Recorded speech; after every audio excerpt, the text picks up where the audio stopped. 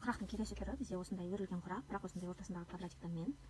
Бұның тағы да осындай комбинация жасасаңыз болады, ақ пен қызылдан. Бұл жерге бізге алдын ала вставкалар қажет болады. Егер сізде бұндай песок жылтырмата болмайтын болса, сіз түсті матаны алып қоя берсеңіз болады.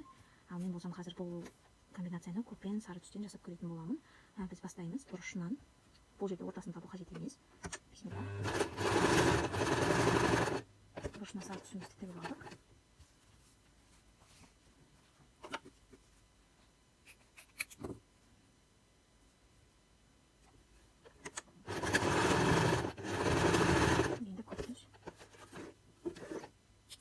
Жерде айтып кететін нәрсе, сіз мысалға міне мына сары түсіңізді тіктіңіз, одан кейін көк түсті тігесіз. Енді біздің бұл квадраттарымыз ортасына түсу үшін мына жерге міне тағы да бір жылтыр түс түседі, және мына жаққа көк түсіміз түседі.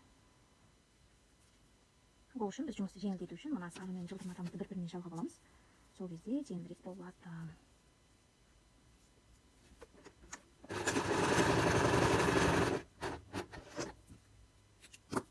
Алдыңғы құлақтармен салыстырған кезде сәл күрделілеу болып табылады, бірақ әдемі және де уақытпен істеп көруге болады. Міне құрағымызды аштық. Ашқаннан кейін мына сызық пен мына сызық бір-біріне түйісіп тұру керек болады. Бір-біріне беттестіреміз.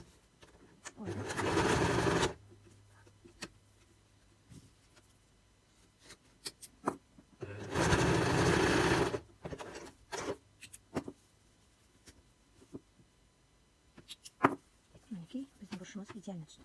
Біз қазір не істейміз? Бірінші тікпестен бұрын мына жаққа көк түсімізді түсіріп аламыз.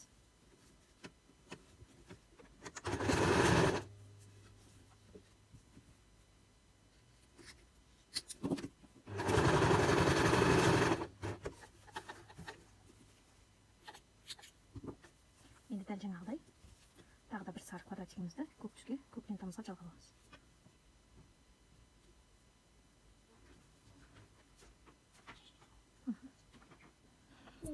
Көк лентамызбен жылтыр матамызды бір-біріне жалғап аламыз.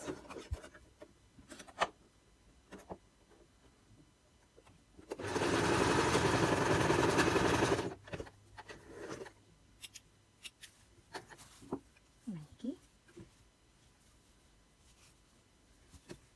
Енді дәл алдындағыдай мына түйіскен тігісіміз бен мына тігісімізді бір-біріне сәйкестендіреміз. Екі сызық бір-біріне түзе түсу керек болады. Сол кезде квадратымыз әдемі болады.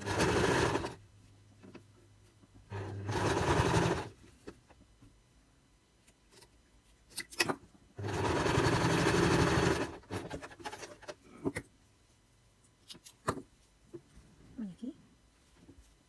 Дәл тура солай барлық квадратымызды жабатын боламыз иншалла.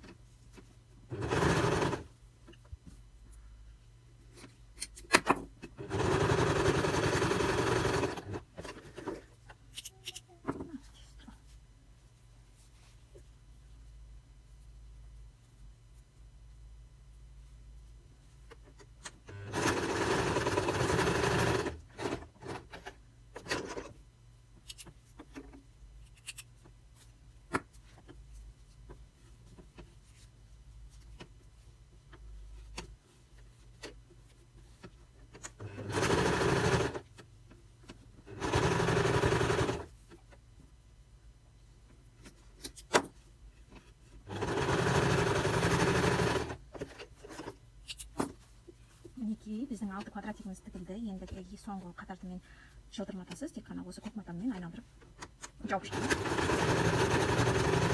Сонымен біздің фрагымыз дайын болады.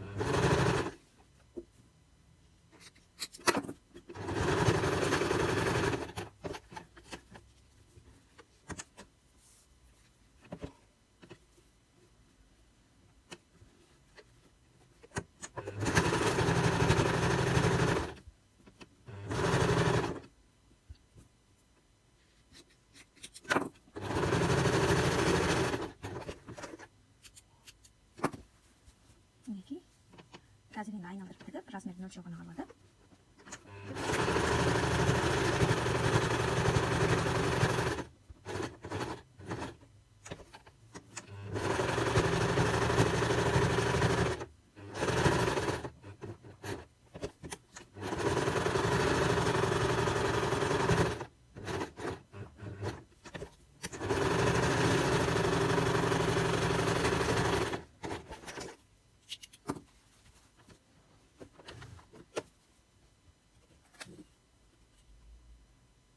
Нөлден 12 сантиметр.